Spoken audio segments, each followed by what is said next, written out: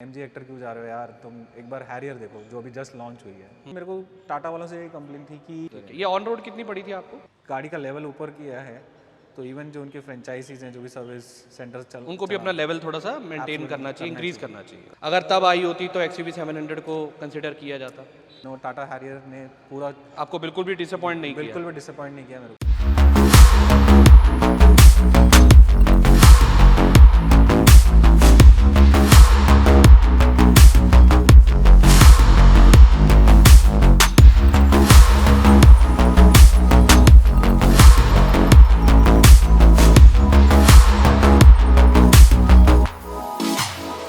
Hello friends, मैं हूं अमन और आप देख रहे हैं मोटर बाइट। आज हमारे साथ है एक और Tata Harrier the black beast जिसको कहा जाता है, और ये गाड़ी इतनी दमदार है कि अच्छी अच्छी गाड़ियों को पीछे छोड़ देती है। इसके ओनर हमारे साथ हैं मिस्टर रोहित जी। रोहित जी, कैसे हैं आप? मैं बढ़िया, थैंक यू। रोहित जी, आपकी गाड़ी बहुत ब्यूटीफुल है, डार्क एडिशन, जो कि काफ़ी अच्छा मतलब लुक एंड फील आता है। तो ये गाड़ी कब ली थी आपने और कितनी चला चुके हैं? मैंने इसको 2020 में ली थी, जुलाई, मेरे बेटे के बर्थडे के दिन। अच्छा। और अब तक मैं इसको 19,000 किलोमीटर चला चुका हूँ। मैं बिलोंग करता हूँ हिमाचल से, अच्छा, तो हिमाचल में काफ़ी ऊपर तक गया हूँ इसको लेके।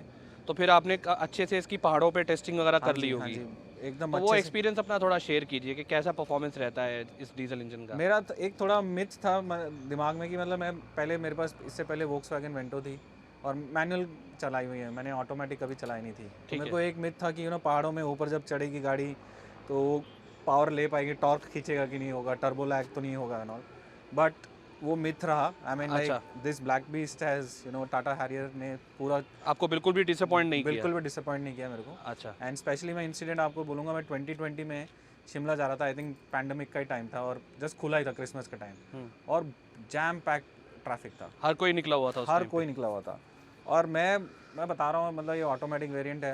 मैं हाँ। एक टांग फोल्ड करके बैठा हुआ था आराम से। अप हिल था, मेरे को तो कुछ नहीं, 7 सेकेंड्स का होल्ड टाइम मिलता था। ठीक है, मैंने बस एक्सेलरेट ही करना था, बाकियों को मैं देखता था सब गियर डाल रहे हैं, क्लच खींच रहे हैं। और असली तो पैरों की ऐसी तैसी वहीं पे हो हाँ जाती जी, है सारी। हाँ जी, हाँ जी। तो उस पर्सपेक्टिव से तो मेरा बहुत ही बढ़िया एक्सपीरियंस रहा। मेरे बच्चे बड़े खुश हैं दोनों। I have a girl and boy. And उनकी इच्छा थी कि हम सनरूफ वाली लें। इनफैक्ट 2020 में मैं जब गाड़ी देख रहा था, जी। मैं तो MG हेक्टर देख रहा था। ठीक अच्छा। है? और फिर मेरे किसी फ्रेंड ने बोला, MG हेक्टर क्यों जा रहे हो यार, तुम एक बार हैरियर देखो जो अभी जस्ट लॉन्च हुई है। मैं मार्च की बात थी, और जैसे लॉकडाउन हटा तो हैरियर वालों ने मुझे फ़ोन किया। जी। तो मैं बोला, एक बार गाड़ी भेजो, आप टेस्ट ड्राइव लेता हूँ। ठीक है। तो मेरे को वो dual tone red and black वाली गाड़ी लेके आए टेस्ट ड्राइव के लिए, और ऑटोमेटिक ही मैंने चेक करनी थी।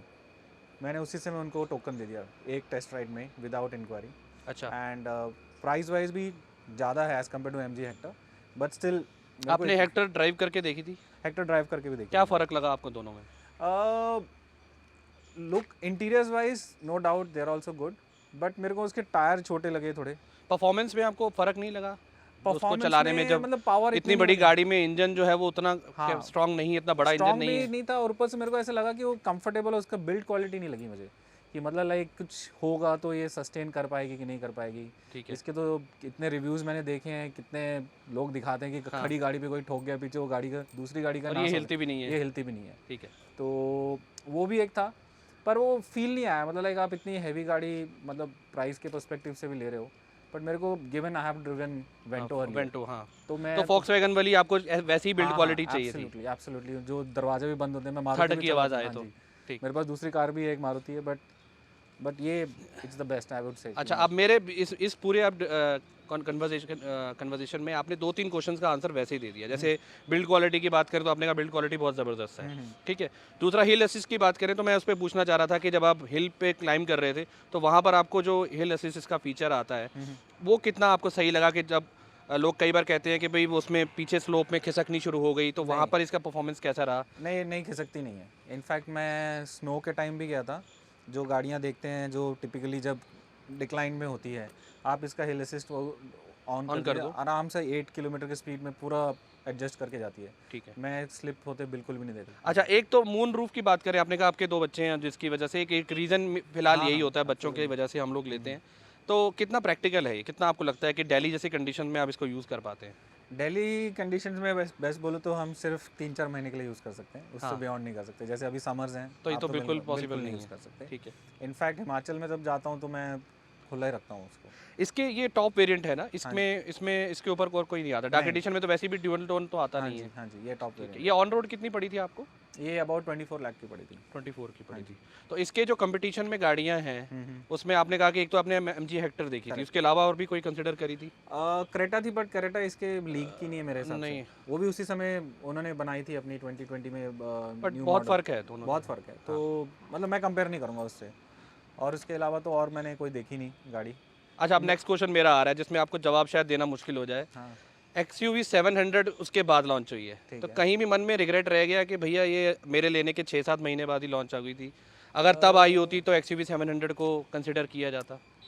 ठीक हो, XUV 700 के रिव्यूज़ पढ़े हैं मैंने और सुने हैं जितने। अभी जो नई वाली है उसका लुक वाइज वगैरह अच्छा है। इनफैक्ट उसका क्रूज़ कंट्रोल मैंने सुना है वॉल्वो एडास वगैरह सब फीचर आते हैं उसमें। बट मैं रिग्रेट नहीं करूँगा उसके लिए। मैं तो I am happy with this, I will tell you why. हाँ, वो तो अब ले ली 24 लाख की, तो फिर तो उसमें कोई मतलब बनता नहीं है। नहीं, लेने की बात नहीं है। मेरा ना, जब मैंने XUV 500 मैंने चलाई है, मैं अगेन शिमला लेके गया था इन 2019 में। मेरी एक फ्रेंड है, उससे मैंने बोरो की थी, अपनी वेंटो उनको दी हुई थी। बट मेरे को उसमें आई थिंक वो 4 या 5 साल पुरानी गाड़ी थी और इंजन वाइज नो डाउट अच्छा था, ठीक है, स्पेशियस भी है वगैरह। बट अब ये XUV 500 की बता रहे हैं। XUV 500 की बात अच्छा, ठीक है। तो फिर आपको परसेप्शन बन जाता है ना कि एक थोड़ा कि महिंद्रा की गाड़ी है, ये लोग ने ये बनाई है, इसके ऊपर और क्या करेंगे, राइट। अब टाटा की आप कार ले लो, जब इन्होंने जो लैंड रोवर इसको लॉन्च पिक करने के बाद जो डिज़ाइन टीम नहीं आई है, सब चेंज किया, उस पे चीज़ों का फ़र्क दिख रहा है। आप ये देख लीजिए, निक्सॉन देखो, नेक्सॉन देख लीजिए। निक्सॉन उन्होंने स्टार्ट की, ठीक है। उसके बाद आपका मतलब होता है ना एक्सपेक्टेशन, हाँ करेंगे, दे नेवर लुक बैक। उसके बाद उन्होंने बेटर XUV 500 नो डाउट उन्होंने उसको 700 बना के बहुत अच्छा किया होगा, नो डाउट अबाउट। बट मेरे को ऐसे कोई रिग्रेट नहीं है। आपने चलाई 700? नहीं, अभी तक नहीं चलाई। There is a lot of difference between 500 and 700। काफ़ी है इसमें डिफरेंस है, पर ठीक है। ये जो एक्चुअली दोनों को पसंद करने वालों का सेगमेंट अलग अलग है। जो उस टाइप की गाड़ियाँ पसंद करते हैं उनको वैसी पसंद आती हैं, जो इस तरह की बिल्ड क्वालिटी और मस्कुलर गाड़ियाँ पसंद करते हैं। अब जैसे इसकी मस्कुलर लुक है, इसकी कोई दूसरा ऑप्शन नहीं है, तो जिनको ये पसंद आएगी वो यही लेंगे। हाँ जी, ठीक है। अच्छा, इसमें ये तो हो गई सारी गाड़ी से रिलेटेड बात। अब बात करते हैं कि performance in the point of view के कोई भी कोई इशू आया हो। जैसे 1.5 साल एक अच्छा टाइम होता है, 19,000 किलोमीटर एक काफ़ी डिस्टेंस होता है जो कवर किया आपने। उसमें कुछ इशू, कोई प्रॉब्लम कभी किसी तरह गाड़ी में कोई इशू नहीं आया। द ओनली रिग्रेट, मैं रिग्रेट नहीं बोलूँगा, मेरे को टाटा वालों से कंप्लेंट थी कि जब मैंने खरीदी गाड़ी, मुझे डेफ ऑयल के चीज़ के बारे में उन्होंने नहीं बताया था। एटलीस्ट जब शोरूम वाले हैं उन्होंने मुझे बताना चाहिए कि ये डलता है इसमें। ठीक है। और मैं आई थिंक जब लेने के बाद, आई थिंक उस समय पैंडमिक ही था, अक्टूबर में मेरे साले की शादी थी, तब लेके गया, तब मैं पंजाब साइड ही गया हुआ था और उधर ब्लिंक करने लग गई। और आई थिंक मैं टाटा मोटर्स में गया, बट उनका जो न्यू शोरूम में नहीं गया था, पुराने, उनको नहीं समझ आया मैकेनिक्स को। तो ये जब आप गए तो ये इनिशियल जो सर्विस होती हैं उसके बाद की बात है या बिल्कुल नई गाड़ी आप लेके गए थे बाहर? नई गाड़ी लेके गया था, उसमें सर्विस कोई भी नहीं हुई थी? क्योंकि इसकी सर्विस तो फर्स्ट ईयर में ही है, एक साल में 10,000 किलोमीटर 6 मंथ्स में चेकअप करते हैं। हाँ, ठीक है। तो तब तक तो 6 मंथ्स हुए मैंने, तो जुलाई में ली थी मैंने। तो आप मतलब उस टाइम पे कोई भी सर्विस नहीं हुई थी, सो दैट कि आपको आइडिया नहीं था उस चीज़ का? तो मैं एक सर्विस ले चुका हूँ अभी इसकी। हाँ, जुलाई में ली थी लास्ट ईयर। आई थिंक तब तक मैंने कुछ शायद 10,000 किलोमीटर चला लिया था। अभी आई थिंक इसकी 20 के बाद सेकंड सर्विस ड्यू होगी ना? 20 के बाद होगी। ठीक है। तो ये माइलेज कितना दे देती है? अब ये 20 जो है आपको कितना माइलेज दे रही है ऑन रोड? अगर प्लेन स्ट्रेट रोड बात करूँ, जैसे हाईवे पे जाता हूँ, 17-18 तक का दे देती है। ठीक है। एंड अगर मैं हिमाचल पहाड़ में जब जाता हूँ, जैसे अभी मैं अपने कज़न भाई से बात कर रहा था कि कितना दी थी, तो धर्मशाला साइड में पूरा हिल एरिया में 9-10 9-10 हाई अप हिल पे कम आती होगी, डाउन हिल में थोड़ी ठीक ठाक आ जाती है। मतलब अगर हम हाईवे बात करें तो 16-17 आप बता रहे हैं इजीली। और सिटी में, नॉर्मल सिटी में कितना? सिटी में मेरा ऑफिस गुड़गांव में है, तो मैं टिपिकली मैंने जो रनिंग करता हूँ अबाउट वन साइड 25 किलोमीटर है, अप एंड डाउन 50 किलोमीटर हो जाता है।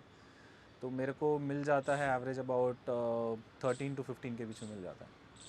ठीक है, 13 to 15 आपको नॉर्मल सिटी ट्रैफिक में मिल जाता है। करेक्ट। ठीक है। इसका इंजन की आवाज़ एक बार देख लेते हैं।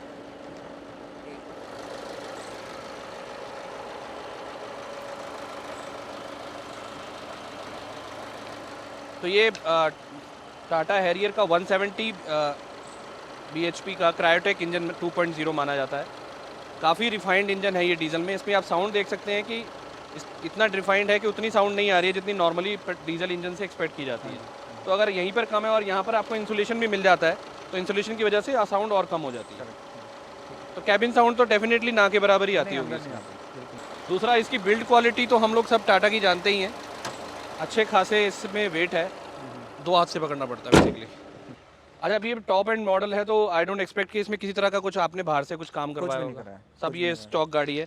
ये फुटरेस्ट वगैरह भी सब लगा हुआ आता है? नहीं, ये नहीं आता, ये मैंने लगवाया था। ये कंपनी से ही लगवाया आपने? ये कंपनी से लगवाया। I think I paid about 20,000 for this. अच्छा। और इनके ये क्रोम फिटिंग्स दे रहे थे वो, तो इसका और तो ये भी सब कंपनी से ही हाँ, लगाया? उनसे ही लिया मैंने, क्योंकि वो रस्ट नहीं लगेगा उसकी गारंटी देते हैं। तो उस टायर जो है 235 R17 मिलता है आपको इसमें। टॉप एंड वेरिएंट है इसलिए R17 है, अदरवाइज 16 इंचेस के आते हैं हाँ जी। नॉर्मली, लेकिन ये टॉप एंड वेरिएंट में आपको 17 इंचेस के मिलते हैं। रोहित, इसका इंफोटेनमेंट सिस्टम का क्या रिव्यू दोगे जो आपको हरमन का सिस्टम मिलता है? हाँ जी। इसकी क्वालिटी और आउटपुट के बारे में आप क्या अपना? म्यूजिक सिस्टम बहुत अच्छा है। I think it has about tweeters भी हैं, हर डोर पे है और पीछे भी एक है स्पीकर।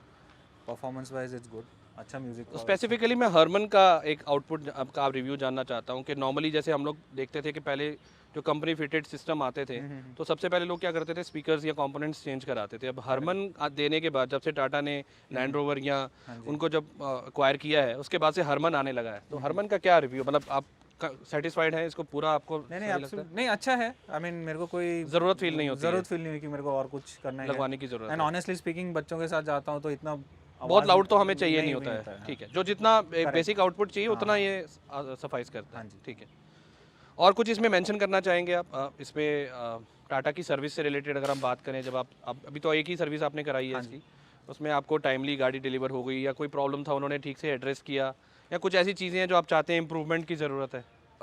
सर्विस वाइज तो मुझे कोई इतना कंप्लेन नहीं है, बट यही है कि ये थोड़ा सेगमेंट हाई है। ठीक है, आप उनके सर्विस सेंटर्स में जाओगे तो अभी भी वो वाली फीलिंग आती है पुराना टाटा, राइट। वो थोड़ा अपना लाउंज एक्सेस वगैरह अच्छा इम्प्रोवाइज अच्छा बनाना चाहिए उनको। हाँ, उनको बनाना चाहिए। ये इनफैक्ट मैंने उनको फीडबैक भी दिया था कि बनाना चाहिए। ऐसा नहीं है कि आई मीन उन्होंने अपनी गाड़ी का लेवल ऊपर किया है, तो इवन जो उनके फ्रेंचाइजीज हैं, जो भी सर्विस सेंटर्स चल, उनको भी अपना लेवल थोड़ा सा मेंटेन करना चाहिए, इंक्रीज करना चाहिए। अच्छा, ये रोहित की बात में मैं एक पॉइंट और ऐड करना चाहूँगा कि जिस लेवल पे अब टाटा की जो कार्स बिक रही हैं, चाहे वो नेक्सॉन है, चाहे वो हैरियर है, पंच है, या आपकी सफारी है, जो भी हाई सेगमेंट की गाड़ियाँ हैं, या कॉम्पैक्ट एसयूवी हैं, या मैं कहता हूँ टिगोर टियागो भी हैं, गाड़ियाँ तो सारी बिक रही हैं इनकी, उस लेवल पे सर्विस सेंटर जो नेटवर्क है वो भी इंक्रीज करना चाहिए। वो भी एक लिमिटेड है। अब अगर आप कार्स, नंबर ऑफ कार्स ज़्यादा बेच रहे हैं तो आपको नंबर ऑफ सर्विस सेंटर्स भी इंक्रीज करने चाहिए, सो दैट कि कस्टमर को वो इशू ना आए।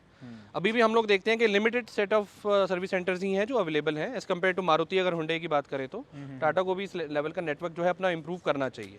और ये जो रोहित ने बात बोली वो भी बहुत वैलिड पॉइंट है कि जो क्वालिटी है सर्विस, आप कस्टमर लॉन्च की बात कर लें या वैसे जो उनके जो सर्विस मैनेजर्स हैं या जो एडवाइज़र्स हैं उनकी ट्रेनिंग से रिलेटेड बात हो जाए, बहुत सारे इश्यूज हैं जिन पर हम पॉइंट आउट नहीं करेंगे किसी पर्टिकुलर चीज़ पे, बट वो ट्रेनिंग लेवल्स में भी इंप्रूवमेंट लाकर आपको नेटवर्क लेवल पे इंप्रूवमेंट लेके आना चाहिए। अभी जैसे मैं कंपेयर, क्योंकि कॉस्ट देखो, मैं 24 लाख की गाड़ी दे रहे हैं, हाँ, ठीक है, अभी वोक्सवैगन के शोरूम में जाता सर्विस के, I could see the difference. बहुत, टोयोटा चले जाइए, फॉक्सवैगन चले जाइए, तो वहाँ पर आपको जो लेवल की सर्विस मिलती है वो एक डिफरेंट ही है। वो आपको नज़र आता है कि वो आपको अलग लेवल पे आपको वो हैंडल कर रहे हैं।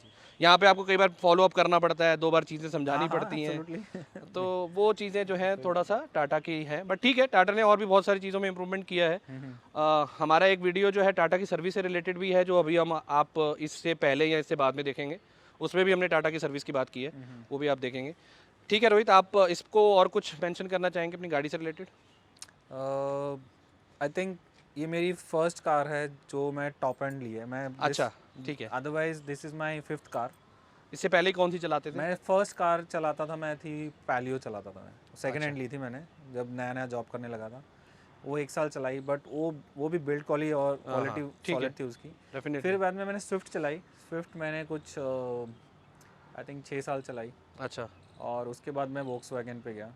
वोक्सवैगन भी मैंने 7 साल चलाई। अच्छा। और सब जो भी गाड़ियाँ ली उनमें ना, मतलब एक हम जब जाते हैं ना खरीदने के लिए तो एक आधा वेरिएंट नीचे ले लेते हैं कुछ पैसे बचाने के लिए, राइट। VXI मॉडल ले लिया, ZXI क्यों नहीं लिया, ना, राइट। बट इस बार आपने सोच के रखा था कि टॉप मॉडल ही मैं लेना कोई है, कॉम्प्रोमाइज़ नहीं करूँगा, top end variant top and लेना है। अच्छा, ये जो थोड़ी सी मैं I am using the wrong word है, ये जो अक्ल आती है ये दूसरी तीसरी गाड़ी के बाद ही आती है।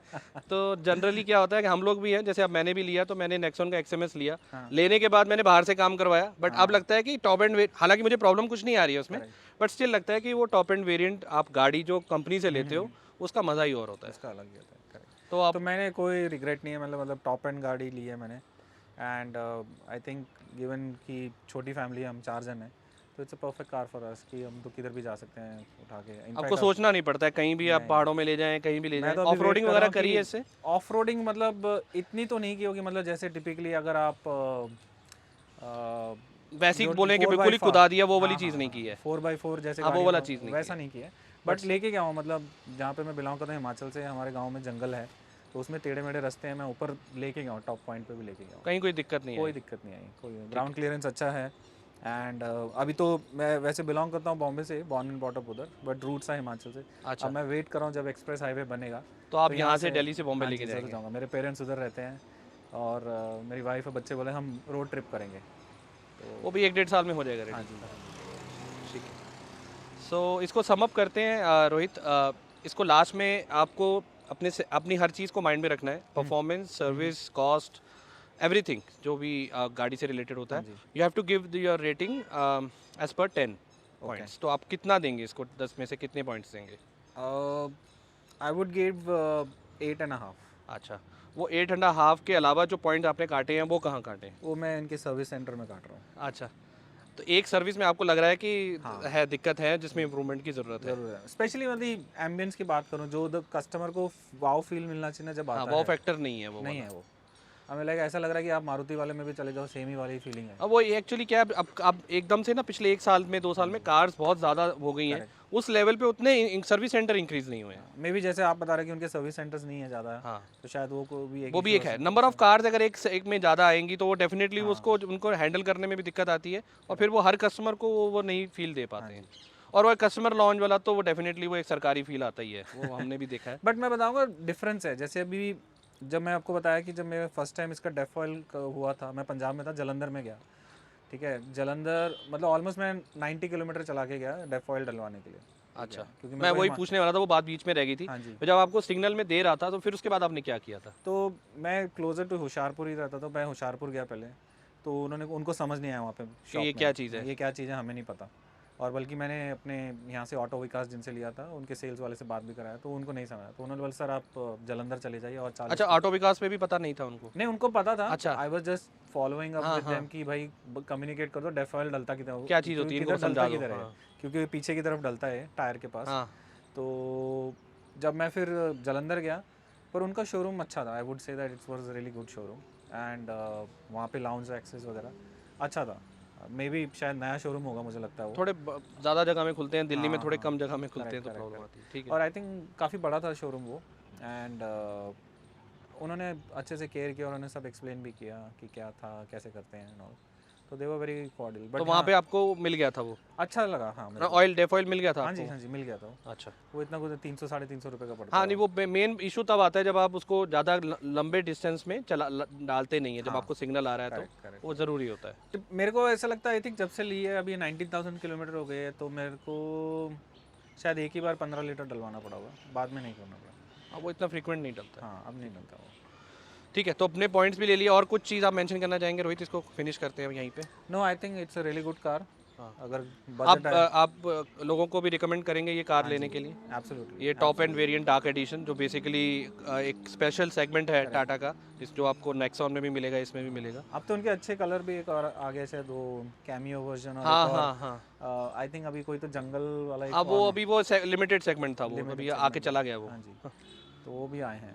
अदरवाइज ठीक है, नहीं, डार्क में थोड़ा मेंटेनेंस ज़्यादा रहता है, इसको मेंटेनेंस करने में दिक्कत आती है, जैसे कि मतलब हल्के छोटे मोटे स्क्रैच दिखते हैं, काफ़ी एविडेंट होते हैं। इसमें अपने कुछ कोई तरह की कोई कोटिंग PPF वगैरह कुछ नहीं मैंने इसमें कुछ नहीं कराया, बस पॉलिश करवाता हूँ वंस इन अ ईयर, जो रबिंग वगैरह रहती है, PPF कोटिंग वगैरह नहीं की। नहीं, ठीक है, आपने बहुत अच्छे से मेंटेन रखी हुई है। जनरली मतलब ब्लैक कलर को मेंटेन करना थोड़ा डिफिकल्ट होता है। ठीक है Rohit, thank you so much for coming on our channel. Thank you Aman. Thank you. तो ये थे रोहित, आपने देखा एक्सेट A+ डीजल 2.0 जो कि नया वर्जन है BS6 वाला, उसका ओनरशिप रिव्यू। आपको ये वीडियो कैसा लगा हमें कमेंट करके ज़रूर बताइए। और अगर आप भी अपनी गाड़ी का रिव्यू हमारे चैनल पे करना चाहते हैं तो नीचे लिखे हुए ईमेल आईडी पे हमें कांटेक्ट ज़रूर कीजिए, हम आपको कांटेक्ट कर लेंगे और बढ़िया तरीके से आपके साथ आपके पॉइंट्स आपके रिव्यूज़ शेयर करते हुए एक वीडियो बनाएंगे। ठीक है, तो मिलते हैं किसी और वीडियो में, तब तक के लिए good bye and take care.